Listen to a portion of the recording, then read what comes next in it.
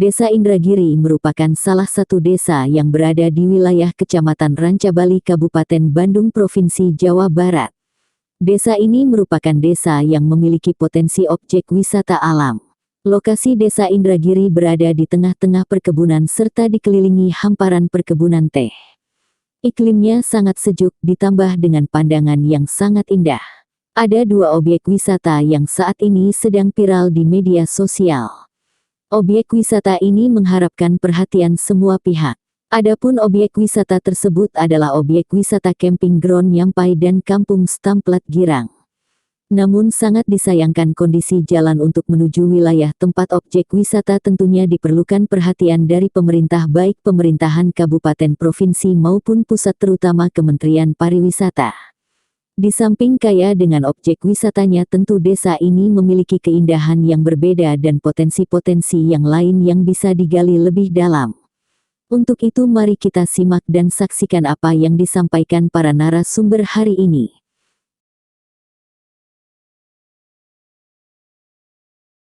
Selamat sore para pemirsa Kita 7. Sore ini saya berada di Desa Indragiri. Nah, kebetulan Desa Indragiri merupakan salah satu desa yang berada di wilayah Kecamatan Rancabali, Kabupaten Bandung, Provinsi Jawa Barat. Nah, di sini kita akan coba mengecek tentang kondisi jalan ataupun tempat objek wisata yang bernama Camping Ground Nyampai dan Kampung Stamplat Girang.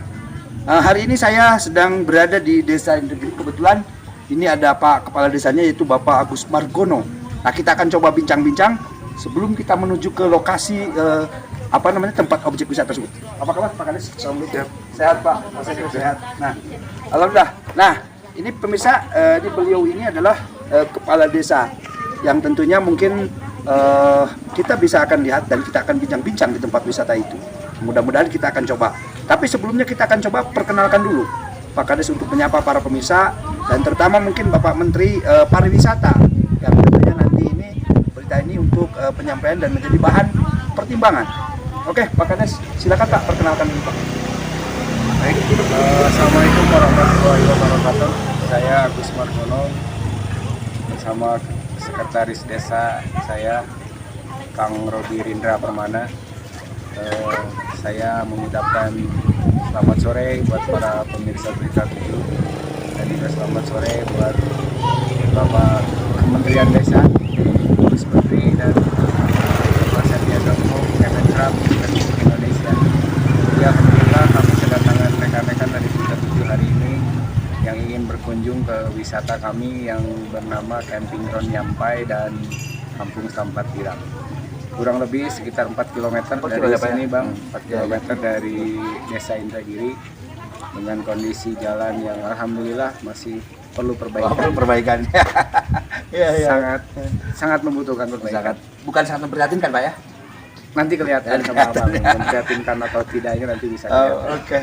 Jadi mudah-mudahan kunjungan Abang dan rekan-rekan bisa membantu kami yang pertama mempromosikan bahwa di Kabupaten Bandung sekarang ada juga destinasi wisata alam yang kami memang menjual alam, menjual ke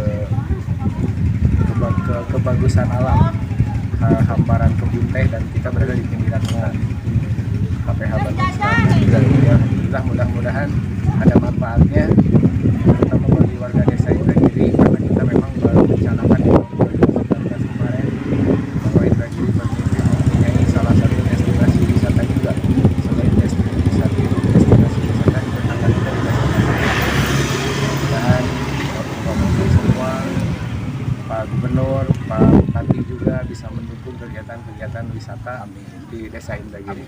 Nah, oke pemirsa, tadi prakata yang disampaikan oleh Pak Kepala Desa, Pak Agus Margono ini akan mencoba membawa kita kepada jurang wisata yang tentunya ini akan menjadi viral dan mudah-mudahan ini para petinggi di atas bisa melihat dan bisa membantu tentang kondisi yang sebenarnya yang ada di jalan menuju camping ground tersebut. Mari kita lanjutkan ke lokasi tempat wisata. Ada di perjalanan. Nah Pak, kalau boleh tahu nih, kondisi jalan seperti ini sudah berapa lama nih Pak? Kondisi jalan menuju tempat wisata itu sekitar 3 km dari desa. Dari desa itu tadinya. Ini belum setengahnya ini, masih kira-kira di angka 800 meter. Kondisinya memang dulu pernah dibenerin sama desa di aspal, cuman karena tidak ada sentuhan lain, karena kita dulu anggarannya terbatas. Setelah dana desa masuk, kita mencoba kembali membangun desa ini. Dimulai dari ujung sana, tapi dimulainya dari wisata ke arah sini. Kondisi begini terakhir di tahun 2017 sudah mulai rusak lagi. Jadi sekarang lagi dibangun lagi sama melalui anggaran dana desa. Cuman karena anggarannya memang terbatas, jadi kita hanya bisa paling di 500 meter per tahun. 500 meter per tahun. Berarti kalau Bapak menjabat 6 tahun berarti sekitar ya hanya selesai ya, baru selesai. Jalan saya baru selesai. Ya. Sisanya ya kita kesulitan memang. Jadi mudah-mudahan ada bantuan terutama untuk infrastruktur jalan bagi desa kami sehingga jalan ke wisata nanti bisa mulus dan bagus. Ya. Nah Pak, kalau boleh tahu Pak, selain ke tempat wisata ini menghubungkan antara apa? Atau memang ini kondisi jalan desa Pak ya? Ini jalan desa yang menghubungkan antara 2 RW, RW 1 sama RW 7 Ciparai. Dan ini digunakan tiap hari oleh warga masyarakat dan perkebunan teh Sinumbra milik PTPN 8 Kebun Sinumbra, karena bisa dilihat di sekeliling kita memang hamparan teh semua Pak. Jadi tehnya masih produktif dan alhamdulillah tiap hari kendaraan yang ngangkut produk kita itu lewat sini. Nah kalau boleh tahu Pak, biasanya kan di perkebunan itu ada anggaran untuk pemeliharaan jalan Pak. Memang ada koordinasi antara pihak pemerintahan desa dengan perkebunan nggak Pak? Ya kalau dulu ada, kalau dulu karena sekarang kebetulan PTPN 8-nya lagi kondisinya lagi kurang membaik. Jadi fasilitas umum, fasilitas sosial termasuk jalan-jalan milik mereka itu pengelolaannya diserahkan kepada pihak desa. Jadi kita yang selalu tiap tahun menganggarkan dan memperbaiki jalan-jalan yang ada di wilayah desa Indragiri. Nah jadi kalau hitungan satu hari ini berapa banyak masyarakat Pak yang menggunakan jalan ini Pak? Lumayan banyak Pak, karena mereka bekerja kan ada yang ke sebelah sini kadang-kadang. Memang jalan ini bukan jalan satu-satunya, betul. Tapi jalan ini yang digunakan. Jalan utama. Ada jalan satu lagi di bawah di sana yang bisa juga menghubungkan ke wisata. Oke, nah pemirsa, ternyata memang jalan ini merupakan jalan utama. Artinya bahwa warga masyarakat ini sering menjadi jalan ini, dan bahkan mungkin boleh dibilang bahwa jalan yang satu-satunya ini yang bisa dijadikan sebagai kekuatan warga di dalam melakukan aktivitas. Nah, kondisi yang saat ini sekarang boleh Pak, kalau kesananya masih tetap sama seperti begini Pak? Tinggal 800 meter lagi kebetulan, tinggal sekitar 900 karena kemarin sudah dimulai juga program dana desa, jadi tinggal 900 meter. 900 meter berarti. Tapi kan kalau saya ngebenerin ini, misalkan itu dibenerin 2017, saya ngebangun ini 2020, di sini beres, yang di sana. Berarti secara otomatis itu harus menyeluruh ya Pak ya? Harusnya memang sekaligus gitu selesai. Nah, oke pemirsa, tadi kita sudah lihat bahwa jalan untuk menghubungkan antara 2 RW dan menuju ke tempat wisata ini memang sangat mengkhawatirkan. Dan ini perlu sekali barangkali dari Kementerian Pariwisata untuk bisa menunjang pariwisata ini lebih maju dengan kondisi jalan yang sangat mungkin bisa dibilang mencukupi ataupun paling tidak standar untuk aktivitas warga masyarakat ini bisa nyaman. Nah, oke pemirsa, kita akan langsung menuju ke lokasi lagi. Jadi ini jalan itu karena memang drainase Pak ya. Jadi kalau terakhir pembangunan terakhir itu 2007 masih bagus kalau masih bagus ya. Sahabat betul. Jadi ini tuh kalau apalagi kalau curah hujan tinggi berarti air itu lebih menggenang ya Pak ya? Menggenang, ya. Betul. Nah, oke, pemirsa, kita lanjut ke lokasi. Terakhir pembangunan terakhir itu di kemarin 2020. Tapi kalau yang sudah dibangun kemarin yang itu kondisi masih bagus. Sahabat betul. Jadi ini tuh kalau apalagi kalau curah hujan tinggi berarti air itu lebih menggenang ya Pak ya? Menggenang, ya. Betul. Nah, oke, pemirsa, kita lanjut ke lokasi. Lokasi objek wisata ini. Nah, kebetulan di sebelah saya ini adalah penanggung jawab daripada tempat wisata ini, yaitu Pak Sekdes, Pak Robi. Nah, ini kebetulan Pak Robi ini adalah koordinator daripada operator ini. Nah, kita akan coba bincang-bincang dulu sebelum masuk ke lokasi, kapan ini berdirinya dan apa sih yang menjadi harapan warga masyarakat, terutama mungkin para pengunjung ke depan untuk penataannya seperti apa, agar nanti para pemimpin yang di atas, pimpinan di atas, terutama instansi terkait ini bisa melihat dan bahkan mungkin bisa memberikan sebuah bantuan. Nah, Pak Sekdes, kira-kira bisa dijelaskan nih tentang berdirinya Mulai berdirinya objek wisata yang ada di Desa Indragiri ini itu mulai dari tahun 2019 dari gagasan para pemuda, khususnya pemuda Karang Taruna, dan juga bantuan ataupun dukungan dari masyarakat di sekitarnya. Selanjutnya mungkin harapan kami ke depan itu perlu banyak harapan yang jelas itu juga bisa meningkatkan dari sisi perekonomian yang berada di Desa Indragiri, dan juga bisa meningkatkan wawasan ataupun harapan-harapan kami yang memang belum kami capai gitu. Nah, terus kalau boleh dijelaskan ini lokasi tepat itu di RT berapa, kampung apa gitu? Lokasi ini berada di RW 7 Ciparai yang berada di Desa Indragiri, tentunya masih kurang lebih 4 km dari kantor desa. Kalau RW-nya ya RW 7 Ciparai. Nah, terus kalau boleh dijelaskan ini apa saja nih yang berada di objek wisata ini? Yang jelas mungkin karena ini konsepnya bertadabur dengan alam, banyak sekali ada spot-spot yang berada di lokasi camping Goron. Mungkin nanti bisa jalan ke depan sambil bisa dilihat-lihat. Di antaranya ada sungai dan lain sebagainya. Yang mungkin yang jelas masih banyak kekurangan ataupun fasilitas yang kurang memadai, kurang memenuhi spek yang untuk mencapai camping ground, standar camping ground itu. Nah, terus kalau boleh saya tahu ini para pengunjung ini biasanya hari apa nih, Bang?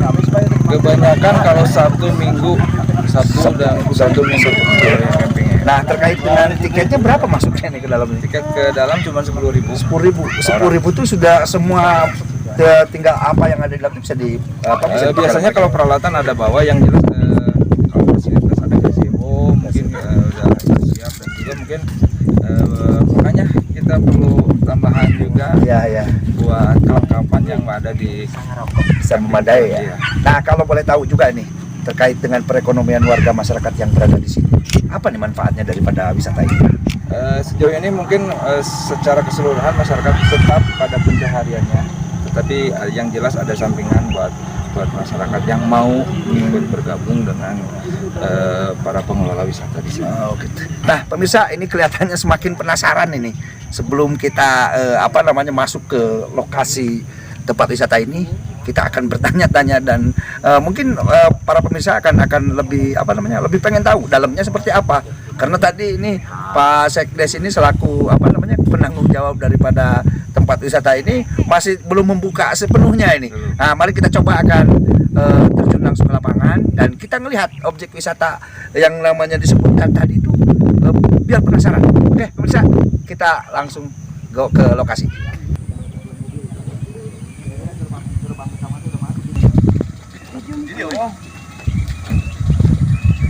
Emang kondisinya saat ini. Nah, Pak Sekdes, kalau boleh tahu nih, ini jalannya kondisinya sampai ke lokasi ini begini ya kondisinya?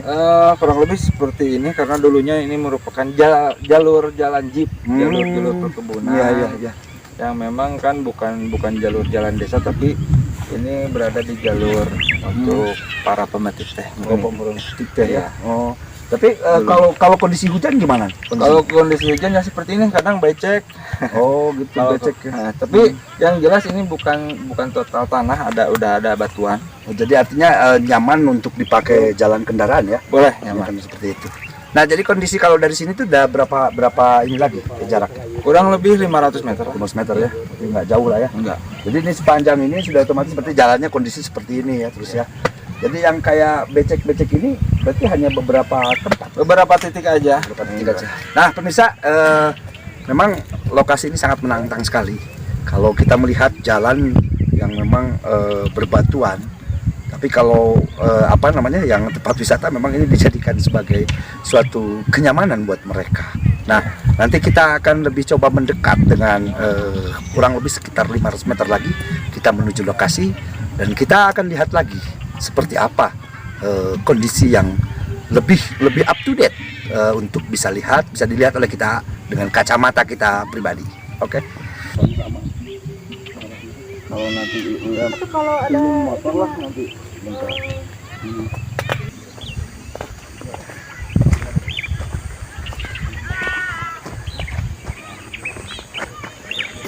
Sudah ternyata lelah juga, kita sudah akhirnya nyampe juga nih di apa namanya nih Pak Kadis, kampung Sampah Kirang ya. Nah ini kebetulan beliau ini adalah sebagai ketuanya atau apa ya kalau dibilang itu apa ya di sini tuh dusun ya, kadusnya ini kebetulan. Nah kita akan coba bincang-bincang apa sih yang menarik dan bisa menjadi penasaran para penonton, para pemirsa Berita 7 TV. Nah ini terlihat ini gerbangnya ini memang dimodifikasi sedemikian rupa ya.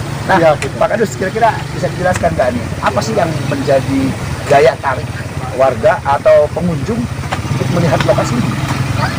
Siap, terima kasih.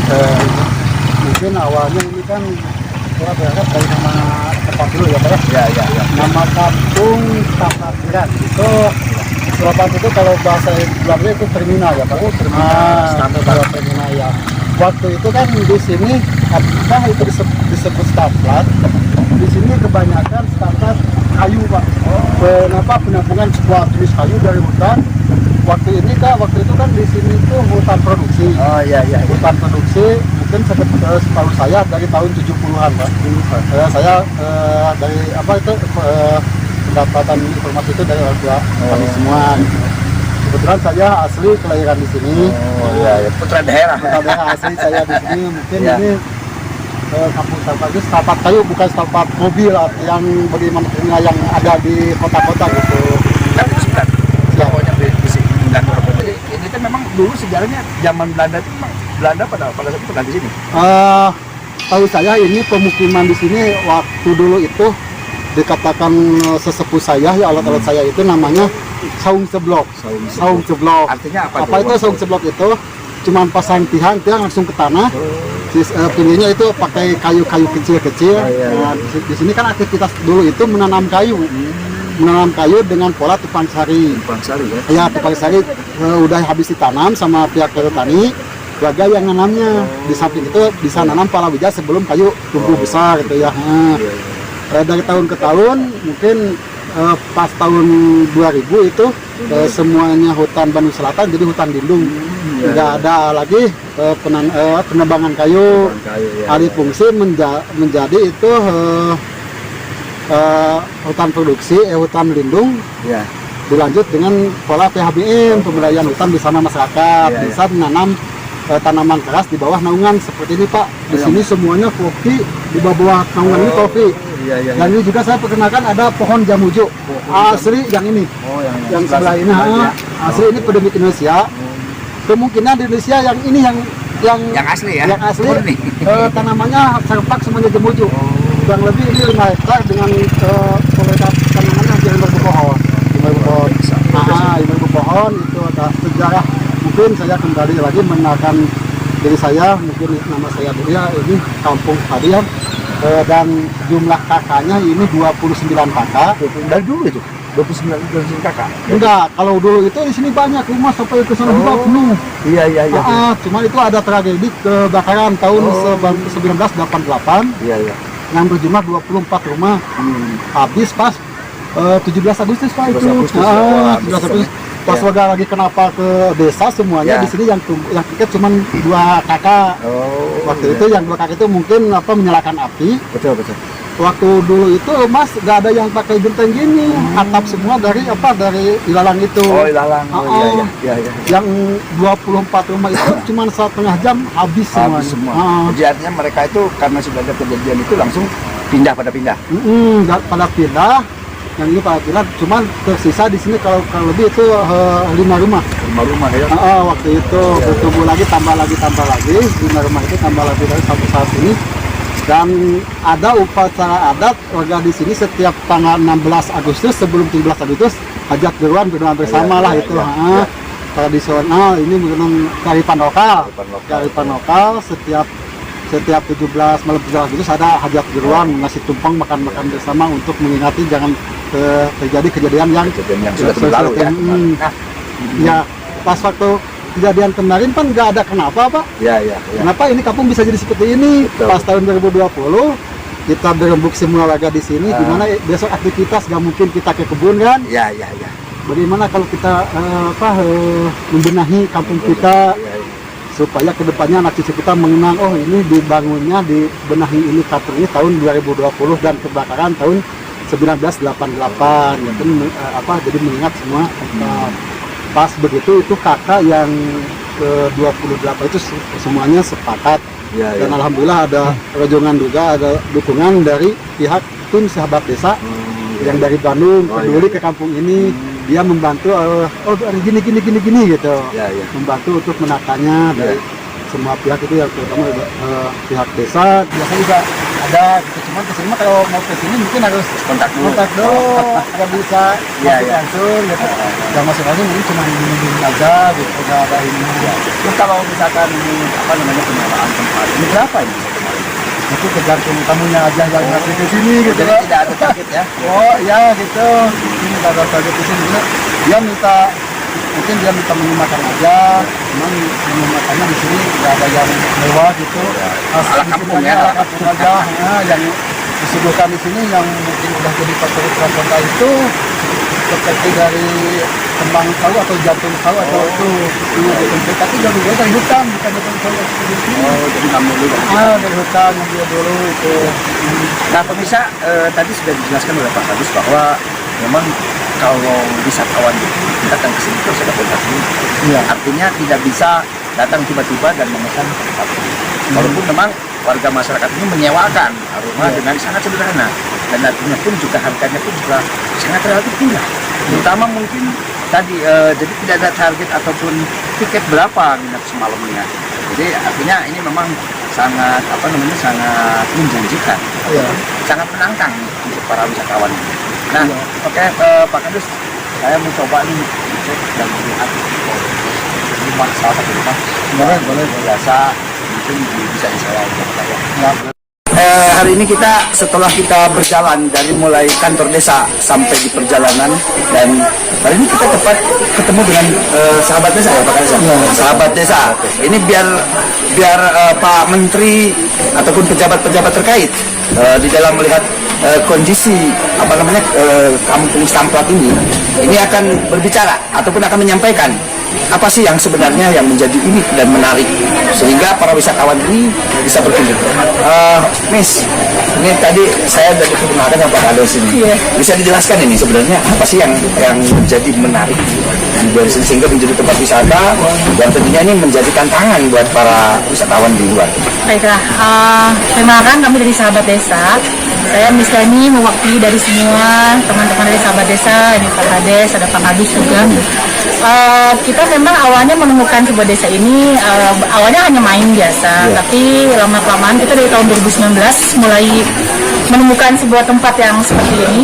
Kemudian kita lihat masyarakatnya jadi kondusif, kemudian warganya juga sangat enak untuk kita ajak berdiskusi. Kemudian lama-lama pelan-pelan itu sebenarnya bertahap, pelan-pelan kita buat satu perubahan seperti kita menata, tapi tanpa merubah tatanan asli dari desanya, dari dusunnya gitu. Alhamdulillah disupport juga sama Pak Kades, dari Pak Kadusnya juga. Kita saling support, akhirnya terjadilah semacam kegiatan-kegiatan di desa. Awalnya kita cuma nge-share, tiba-tiba jadi booming. Luar biasa ya. Artinya kita bisa bisa menyampaikan kepada para wisatawan itu dari situ ya. Iya, karena ada juga kita kan ada beberapa support pendukungnya ya, seperti infrastrukturnya, kemudian juga dari warganya, dan kemudian juga di tatanan yang sudah kita Sahabat Desa buat ini gitu, kayak kita bikin satu kayak kolam ikan di Solokan, kita buat kolam ikan, dress up lah, dress up dusun. Setiap rumah warga kita perbaiki sedikit-sedikit untuk bisa jadi menginap. Ada paket menginap juga, ada kunjungan hanya sekedar one day tour seperti itu, camping ground juga. Akhirnya para warga itu jadi sebagai pelaku wisata sendiri, jadi warganya langsung sekarang jadi pelaku wisata gitu. Jadi artinya para wisatawan itu tidak ada transaksi lain, hanya dengan warga langsung. Hanya dengan warga langsung.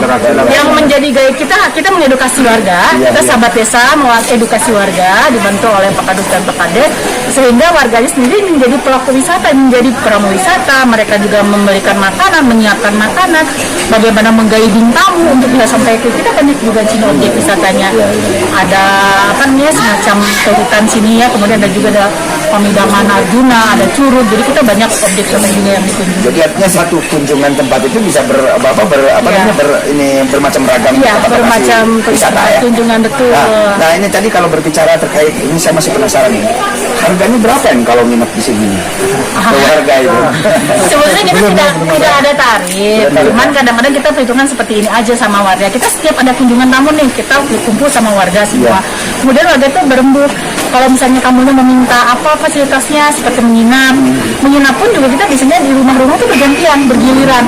Jadi di rumahnya Mak Idoy, di rumahnya Mang Dudu, itu mereka semuanya kebagian, di rolling, bergilir, jadi menyesuaikan. Kemudian apa makanannya mau seperti apa? Ada breakfastnya, makan pagi, makan siang, makan malam. Bahkan ada juga gala dinner ya, Pak Kadus ya Kang ya. Gala dinner itu kita ada pertunjukan cara membuat teh, pertunjukan cara membuat kopi. Kemudian tamu diajak untuk cara membuat menyangrai kopi seperti itu. Jadi banyak sekali kegiatannya yang kembali ke back to nature lah, kembali ke alam. Jadi mereka itu bisa menghidangkan secara pribadi ya sendiri. Iya, buat kopi sendiri, mereka minum sendiri, jadi seru lah kayaknya. Nah, pemirsa, ini sangat menantang sekali ya, karena jadi pengunjung itu belajar untuk mandiri. Artinya kalau ketika ada wisatawan yang datang ke sini, berarti secara otomatis dia harus melayani sendiri. Nah ini sangat menarik sekali. Nah, ini mudah-mudahan ini ke depan ini dinasti wisata ini bisa menjadikan sebagai alat tolak ukur untuk mengukur daripada keinginan untuk menenangkan diri kan gitu. Nah ini sekali lagi nih. Ini tadi kan kalau pengunjung ini semenjak kapan ini mulai berdatangan? Sebetulnya kita pertama di sini tahun 2019. 2019 ya. Sebelum COVID pun sudah banyak, tapi memang dari kebentur COVID kemarin ada pandemi kan. Cuma lalu pandemi pun itu kita memakai prokes ya, protokol kesehatan. Kemudian kita membatasi, tidak boleh. Sebetulnya kesini itu tidak umum. Jadi mereka by phone, by booking, karena kita pun harus menata di sini. Jadi kita tidak bisa langsung dibuka secara publik. Karena kita juga tidak mau sampai berubah tatanan kearifan lokal di sini juga berubah gitu kan. Jadi kita betul-betul pelan-pelan sekali. Jadi kita betul-betul warganya juga harus betul-betul bisa seperti terbatas lah. Jadi kita apalagi lagi musim pandemi. Tapi alhamdulillah so far berjalan baik-baik aja, dan dari Agustus 2020 mulainya ya, yang mulai tamu Agustus 2020. Nah, kalau tadi berbicara ini kelihatannya kan ini banyak sekali yang nah, upaya apa nih yang dilakukan kepada pemerintah? Apakah sudah ada upaya untuk mohon bantuan untuk ada pengembangan wisata ini atau sejauh ini belum ya Pak Kades ya, karena kita masih mandiri, semua swadaya masyarakat. Dari setiap tamu yang datang misalnya mendapatkan satu nilai nominal, itu kita harus kumpulkan menjadi uang kas tersebut kita gunakan untuk membangun MCK, memperbaiki musola, jadi untuk menata infrastruktur di dusun sendiri, itu jalan betulkan gitu, seperti itu. Jadi nah, betul-betul swadaya. Terus yang wisatawan yang paling jauh dari mana nih? Kita dari Palestina ya, dari luar negeri ya, dari Palestina sudah ada, dari Jakarta banyak. Kebanyakan sih komunitas ya, mereka kebanyakan di sini memang betul-betul suka dengan alam, karena memang di sini kalau boleh dibilang seperti hidden paradise kan ya, karena di sini alamnya boleh dibilang keren banget lah gitu, mangga dicoba aja ke sini. Nah, oke pemirsa, sangat menarik sekali ini di saat Palestina dan Israel sekarang lagi memuncaknya perperangan, tetapi ada yang paling menarik untuk kita simak dan untuk kita jadikan sebagai salah satu landasan. Ternyata Palestina ini sudah sempat berkunjung ke sini, artinya berarti kampung ini sudah dikenal di luar negeri. Nah, artinya berarti ini mudah-mudahan jadi barokah ya. Nah, sekarang saya pengen tanya satu kali lagi mungkin sebelum nanti penutup Pak Kades. Harapannya Miss ini untuk tempat wisata ini apa yang dilakukan ke depan? Harapan Miss gini, kita terus terang aja masih ada kendala sedikit. Kendalanya itu adalah ketika orang kota datang ke sini, masih ada sedikit lagi perjalanannya. Jalannya aksesnya masih kecil, kemudian juga kadang-kadang gini, mereka itu udah ada rombongan bawa bis nih misalnya. Mereka bilang, Miss, ini bisa pakai bis nggak? Oh, ini kayaknya belum bisa, minimal maksimal pakai HIS. Nah itu mereka tuh aduh gimana ya, pengen banyakan. Nah itu yang membuat mudah-mudahan bisa ada masukan atau jadi masukan buat siapapun itu ya, dia santai ya. Sebab kita ya jalan itu tolong dibikin lebih aksesnya lebih mudah lah gitu untuk bisa ke sini. Nah, oke pemirsa, tadi sudah berbincang sangat menarik sekali. Ternyata memang salah satu yang menjadi kendala ini kelihatan jalan. Memang kita juga tadi sudah lihat dari mulai awal sampai ke tempat batas ini, jalannya memang sangat kecil. Tapi ini mudah-mudahan Bang Sandiaga Uno selaku Menteri Pariwisata ini bisa menjadi bahan pertimbangan dengan adanya tayangan seperti ini. Nah, Pak Kades, mungkin kata terakhir Pak dari Bapak sebagai pimpinan di wilayah ini, apa yang disampaikan Pak, baik kepada mungkin kemarin kalau tidak salah PJ Bupati ini kan mantan kadis pariwisata ya, sedangkan masih ya di Jawa Barat, atau ke Bupati atau ke Gubernur, dan termasuk kepada Presiden Pak, dalam hal ini mungkin Menteri Pariwisata Pak, silakan Pak disampaikan Pak.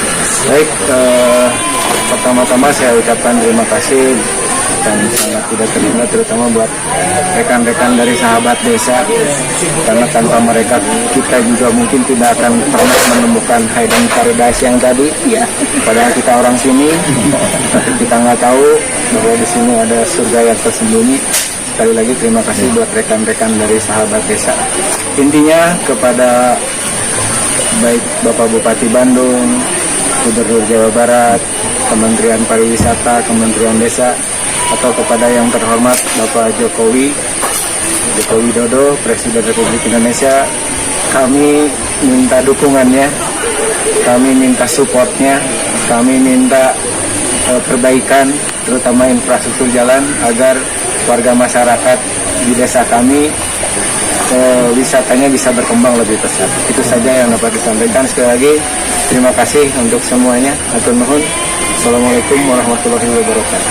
Oke, pemirsa, tadilah bincang-bincang mulai dari kantor desa sampai di perjalanan dan sampai ke lokasi Stamplat kampung ini. Dan ternyata memang sangat menarik dan sangat indah untuk dinikmati. Sebagai warga negara Indonesia yang baik, tentunya kita dituntut untuk bagaimana caranya ketika mempertahankan tradisional ataupun kebudayaan yang alami, yang tentunya akan kita bisa nikmati untuk anak cucu kita. Saya Yayat War bersama tim Berita 7 TV menyampaikan dan melaporkan. Mudah-mudahan untuk para pemirsa bisa berkunjung ke lokasi ini. Wabillahi taufiq wal hidayah. Wassalamualaikum warahmatullahi wabarakatuh.